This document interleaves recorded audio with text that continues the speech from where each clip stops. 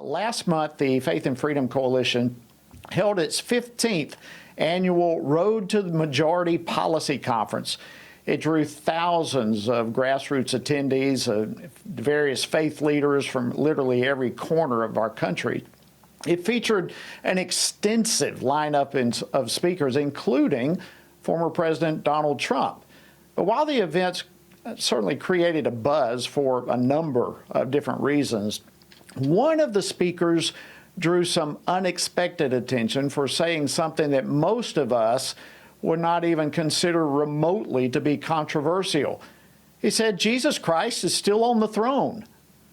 Well, what does it say about the state of our nation when a statement like that is somehow considered disturbing or considered fascist or Christian nationalism, or perhaps even some attempt to inject a theocracy into our system of government? Well, joining me now to discuss this is the man who made that statement, North Carolina Lieutenant Governor Mark Robinson.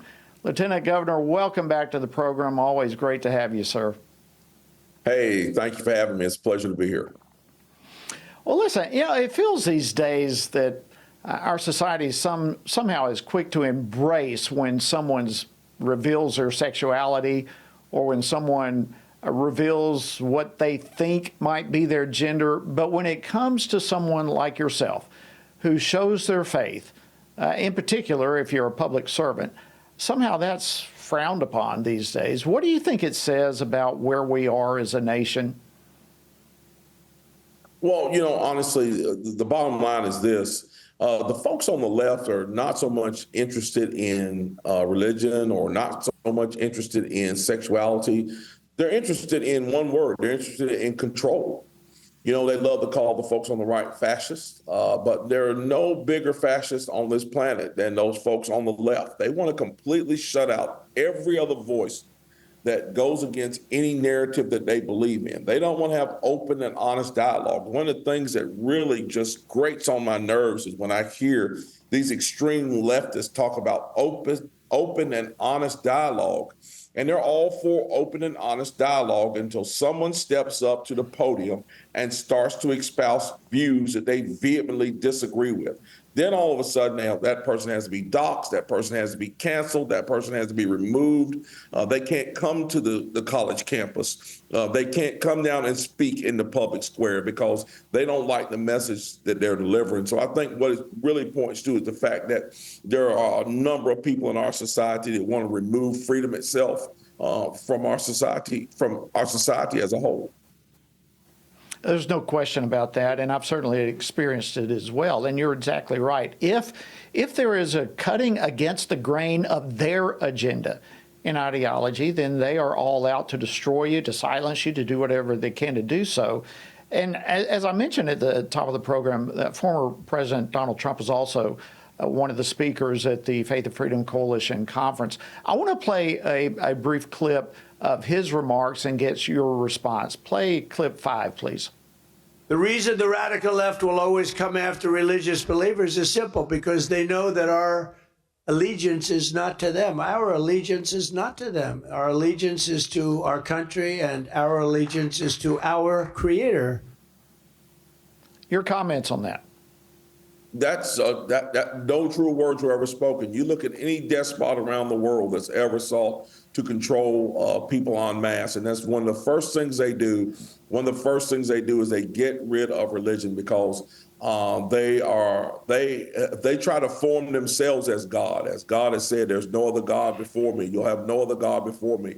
Well, these despotic governments, they want no other God before that despotic government. And there are people in this nation that would love to see our government form that way, to where our government is God, not God. No God, no family, no country, just simply government would be the structure that would run everything. And you can see it in every corner. At every turn, you see it in every piece of policy they write, the things that come out of their mouth. They make it plain that they want to rule your life. They don't want anything to be more important to you than their government. And that government has really, in what you're saying, it is their religion. And they bow to it, and they want everyone else to bow to it as well. We actually covered this issue earlier in the week. But the left is up in arms over Oklahoma's top education official last week when he pushed out a memo requiring every Oklahoma school to incorporate the Bible as instructional support for students in grades 5 through 12. What does it say about the left when they don't see the importance at all, nor do they see any value of having basic knowledge of unquestionably the most significant book in history, and certainly one that is the cornerstone of Western civilization, but the left wants children to know nothing about the Bible? Well, you know, again, it speaks of their hatred of the fact that people have an allegiance to something besides them. So let's go back and let's look at just a couple of examples in history, big examples in history. The writing of our own Constitution, when our Constitution was being crafted, it's told that those men, when they could no longer go further on their own wisdom, they went across the street to church and they prayed for wisdom from God to continue to work to finish the Constitution. Abraham Lincoln, who famously called for a week or a month of fasting and prayer during the Civil War, that things would turn around and that the nation would survive. You know, our nation has been rooted in the scriptures. And in order for children, in order for our citizens to understand how our nation was formed, some folks may not like this, but you need to have a basic understanding of the book that those individuals were leaning to get their wisdom and their understanding. Doesn't say that you have to be a Christian, doesn't say that you have to adhere to those tenets, but you should have an actual working knowledge of what the Bible is and what the structure of it is and why those individuals chose to lean on that book in particular, that book being the Holy Bible, to help them do the things that they were doing as government officials or as leaders.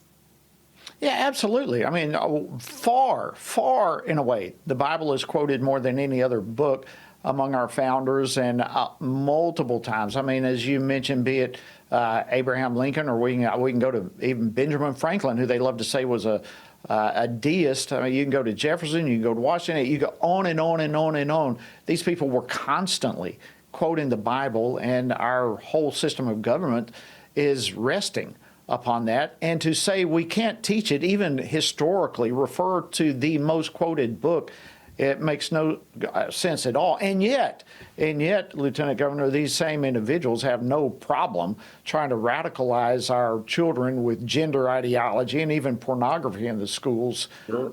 It just makes no sense whatsoever. Absolutely. You know, it's one of the fights that we had here at home, you know, when we presented those objectionable materials, that pornography, as you put it, which is exactly what it was. We presented that to television cameras on the front porch of our office. And when those television stations aired those pictures that evening, they had to blur those images out on their news programs. And so you think about that, something that could not be aired on the 6 o'clock news being presented to our children, while at the same time, some of those same folks being angry because someone wants to explain to children what the Bible is and how it was a part of the crafting and forming of our nation. It seems like something that's impossible, but that's where we are. Absolutely. Final question for you, and we've got less than a minute, but your basic encouragement to Christians out there who are in the midst of a hostile government, what would you say to them?